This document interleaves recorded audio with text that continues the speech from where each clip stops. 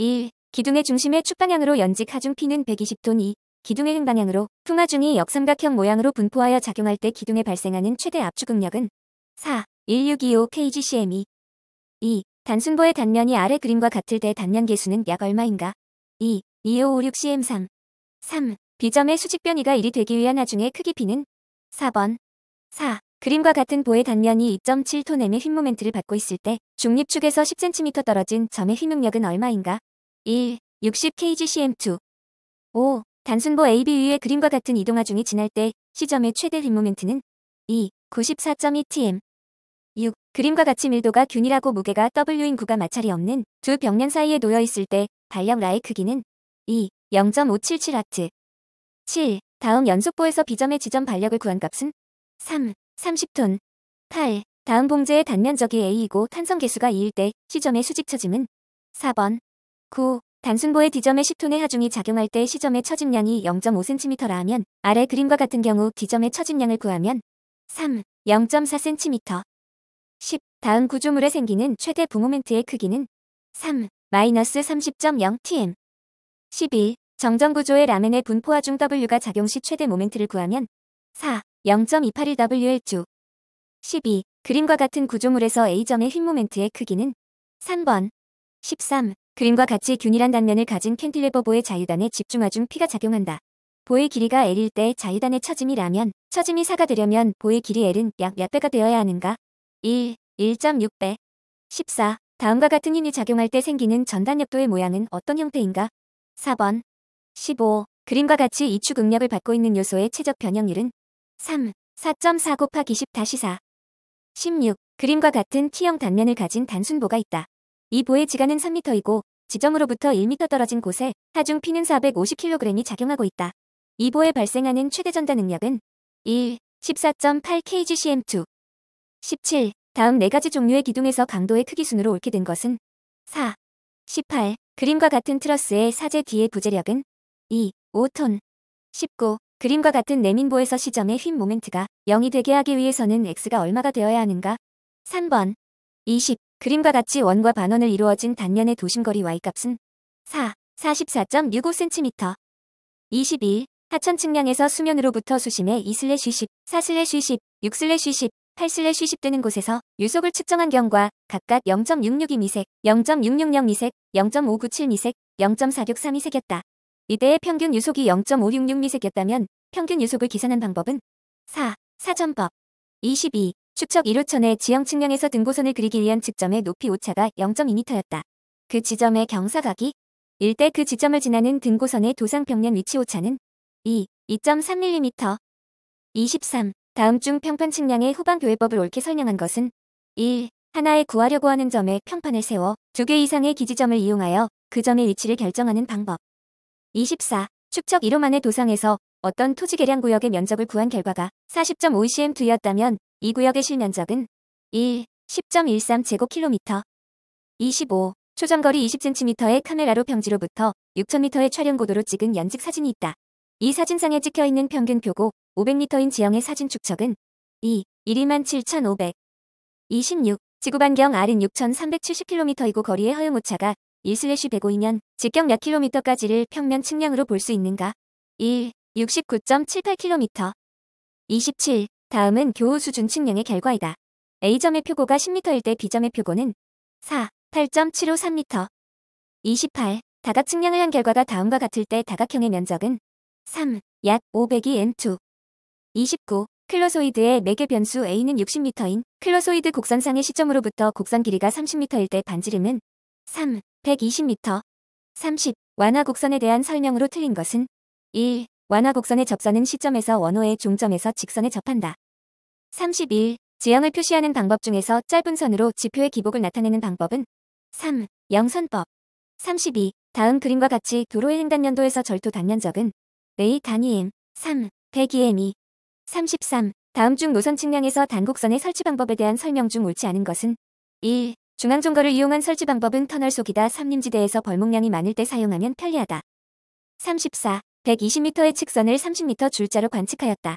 1회 관측에 따른 정오차는 플러스 3mm, 우연 오차는 플러스 마이너스 3mm였다면 이 줄자를 이용한 관측거리는 3. 120.012 플러스-마이너스 0.006m. 35. 우리나라 기본 측량에 있어서 삼각 및 삼변 측량을 실시하는 최종 목적은 무엇인가? 3. 기준점의 위치를 결정하기 위한 것이다. 36. 점, 선, 연 또는 입체적 특성을 갖는 자료를 공간적 위치 기준에 맞춰 다양한 모적과 형태로서 분석, 처리할 수 있는 최신 정보체계는 2. 기스. 37. 키가 1.80m인 사람이 바닷가에 있으면 상에서 해수면을 바라볼 수 있는 수평선의 거리는 약 얼마인가? 2. 5160m. 38. 다음 좌표계의 설명 중 틀린 것은? 3. 적도 좌표계는 지구공전 궤도면을 기준으로 한다. 39. 켄트의 계산에서 속도 및 반지름을 2배로 하면 켄트는 몇 배가 되는가? 1. 2배. 40. 다각 측량에서 200m에 대한 거리 관측의 오차가 플러스-마이너스 2mm였을 때 이와 같은 정밀도의 각 관측 오차는 1. 플러스-마이너스 2도. 41. 지름이 20cm인 A관에서 지름이 10cm인 B관으로 축소되었다가 다시 지름이 15cm인 C관으로 단면이 변화되었다. B관의 평균 유속이 3ms/일 때 A관과 C관의 유속은 3. A관의 VA는 0.75ms, C관의 VC는 1.33ms. 42. 물이 단면적, 수로의 재료 및 동수경사가 동일한 정사각형관과 원관을 가득 차서 흐를 때 유량비는 2. 0.923. 43. 다음 중 누가 우량곡선의 특성으로 옳은 것은? 3. 누가 우량곡선의 경사가 클수록 강우 강도가 크다. 44. 유체가 75mm 직경인 관로를 흘러서 150mm 직경인 큰 관으로 연결되어 유출된다. 75mm 관로에서의 레이놀즈 수가 2만일 때 150mm 관로의 레이놀즈 수는 3만. 45. 오리피스에서 CD를 수축 개수, CV를 유속 개수라 할 때 실제 일량과 이론 일량과의 비는 1. C는 CCCV.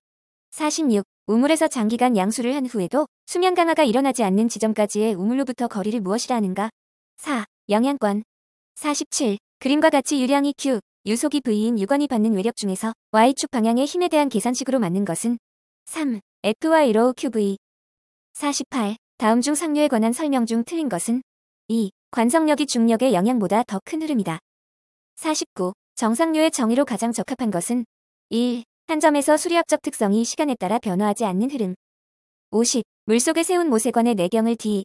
그때의 물의 표면 장력을 시그마. 물과 관 사이의 접촉각을 세타라고 할 때 모세관고 H를 구하는 식은? 2번. 51. 유출을 구분하면 표면 유출, 중간 유출 및 지하수 유출로 구분할 수 있다. 또한 중간 유출을 조기지표화 유출과 지연지표화 유출로 구분할 때 직접 유출로 옳은 것은? 2. 플러스. 52. 직사각형 위어의 원료 수심이 25cm에 대하여 측정 오차 5mm가 발생하였다. 이때 유량에 미치는 오차는? 2. 3%. 53. 수심이 10cm, 수로폭은 20cm인 직사각형의 실험 개수로 해서 유량이 80cm 3세크로 흐를 때 이 흐름의 종류는 1.15 곱하기 10-2cm 2세크이다. 1. 측류, 상류. 54. 다음 중 단위도의 이론적 근거가 되는 가정이 아닌 것은? 4. 유역의 비선 형성. 55. DAD 해석에 관계되는 요소로 짝지어진 것은? 2. 강우 깊이, 면적, 지속기간. 56. 최적이 8m3, 중량이 4톤인 액체의 비중은 얼마인가? 4. 0.5. 57. 면적이 400의 미인 여과지의 동수경사가 0.05이고 여과량이 2m 3세크이면 이 여과지의 투수 개수는 얼마인가? 4. 10매세. 58. 20m 곱하기 20m의 직사각형 선박의 중앙에 트럭을 실었을 때 1.0cm만큼 가라앉았다. 이 트럭의 무게는 1. 4.1온트. 59. 다음 중에서 총강우량과 손실량을 분리하는 방법은? 1. 지표법. 60. 다음 중 배수곡선에 해당하는 수면곡선은? 4. 상류 상태로 흐르는 하천의 댐을 구축했을 때 저수지의 수면곡선. 61. 철근 콘크리트 부재의 최소 피복 두께에 관한 설명 중 틀린 것은? 2. 오그의 공기나 흙에 직접 접하지 않는 현장치기 콘크리트로 슬래브의 D35 이하의 철근을 사용하는 경우 최소 피복 두께는 40mm이다. 62. 직사각형보에서 콘크리트가 부담할 수 있는 공층 전단 강도는? 4. 134.7kN. 63. 비틀림 철근에 대한 설명 중 옳지 않은 것은? 4. 스터럽의 강모서리에 최소한 3개 이상의 종방향 철근을 두어야 한다. 64. 아래 그림과 같은 프리스트레스트 콘크리트에서 직선으로 배치된 긴장재는 유효 프리스트레스 힘 1050kN로 긴장되었다. FCK는 30MPa일 때 보의 균열 모멘트는 약 얼마인가? 2. 228kNm. 65. 콘크리트 구조 설계 기준에서 규정하고 있는 최소 전단철근 및 전단철근의 강도에 대한 설명으로 옳은 것은? 1. 최소 전단철근은 경사균열폭이 확대되는 것을 억제함으로써 4인자 응력에 의한 콘크리트의 취성 파괴를 방지하기 위한 것이다. 66. 복진단 고장력 볼트의 마찰이음에서 강판의 P는 350KN이 작용할 때 볼트의 수는 최소 몇 개가 필요한가? 2. 5개. 67. 단철근 직사각형보에서 균형 파괴의 단면이 되기 위한 중립축 위치 C와 유효 높이 D의 B는 얼마인가? 2. CD는 0.63. 68. 아래와 같은 맞대기 이음부에 발생하는 응력의 크기는 4. 압축응력 FC는 120MPa. 69. 철근 콘크리트가 성립하는 이유에 대한 설명으로 잘못된 것은 3. 철근과 콘크리트의 무게가 거의 같고 내구성이 같다. 70. 철근 콘크리트 구조에서 연속보 또는 일방향 슬래브는 다음 조건을 모두 만족하는 경우에만 콘크리트 구조 설계 기준에서 제한된 근사해법을 적용할 수 있다. 그 조건에 대한 설명으로 잘못된 것은 3. 활화중이 고정하중이 3배를 초과하는 경우. 71. 포스트 텐션 부재의 강선을 단면의 중심에 배치하여 1500MPa로 긴장하였다. 콘크리트의 크리프로 인한 강선이 프리스트레스 손실률은 약 얼마인가? 2. 16%. 72. 프리스트레스드 콘크리트를 사용하는 가장 큰 이점은 다음 중 무엇인가? 3. 콘크리트의 균열 감소. 73. 전단철근이 부담하는 전단력 VS는 150KN일 때 수직 스터럽으로 전단 보강을 하는 경우 최대 배치 간격은 얼마 이하인가? 400MPa, BW는 300mm, D는 500mm. 3. 250mm. 74. D29 철근이 배근된 흰 부재에서 FCK는 21MPa, FY는 300MPa를 사용한다면 인장 철근의 기본 정착 길이는 4. 1123.4mm. 75. 슬래브와 보가 일체로 타설된 비대칭 T형보의 유효폭은 얼마인가? 9단, 플랜지 두께 100mm, 복부폭 300mm, 인접보와의 내치거리 1600mm, 보의 경간 6.0m. 1. 800mm. 76. 다음은 철근 콘크리트 구조물의 피로에 대한 안정성 검토에 관한 설명이다. 옳지 않은 것은 4. 피로에 대한 안정성 검토 시에는 활화중의 충격은 고려하지 않는다. 77. 지름 450mm인 원형 단면을 갖는 중심축 하중을 받는 나선 철근 기둥에 있어서 강도 설계법에 의한 축방향 설계 강도는 얼마인가? 4. 2774kN. 78. 그림과 같은 정사각형 독립합대 기초 저면에 작용하는 지압력이 Q는 100kPa일 때 휨에 대한 위험 단면의 휨 모멘트 강도는 얼마인가? 1. 216kNm. 79. 단철근 직사각형보에서 FCK는 32MPa이라면 압축응력의 등가 높이 Aβ1C에서 계수 β1은 얼마인가? 3. 0.82. 80. 정착구와 커플러의 위치에서 프리스트레싱, 도입 직후 포스트 텐션 긴장제의 허용 응력은 최대 얼마인가? 2. 0.7pp.